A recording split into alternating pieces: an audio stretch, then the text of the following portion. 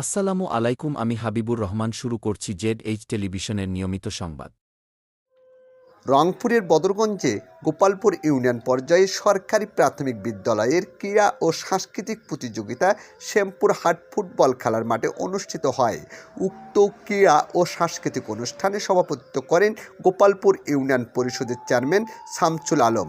অনুষ্ঠান পরিচালনার দায়িত্বে ছিলেন শিবপুর সরকারি প্রাথমিক বিদ্যালয়ের প্রধান শিক্ষক শিউলি সাহা, দক্ষিণ শিবপুর প্রাথমিক বিদ্যালয়ের প্রধান শিক্ষক নাজমুল হাসান, শ্যামপুর সরকারি প্রাথমিক বিদ্যালয়ের প্রধান শিক্ষক লায়লা আঞ্জুমানারা বেগম, গোপালপুর সরকারি প্রাথমিক বিদ্যালয়ের প্রধান শিক্ষক জাহাঙ্গীর আলম সহ অন্যান্য প্রাথমিক বিদ্যালয়ের প্রধানগণ।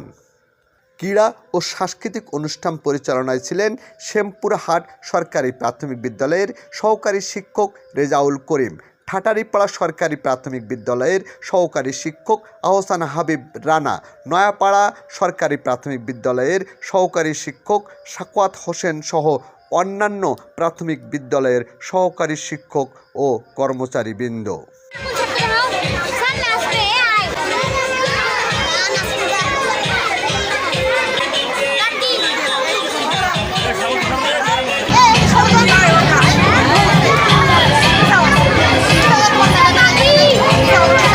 News desk, Z television.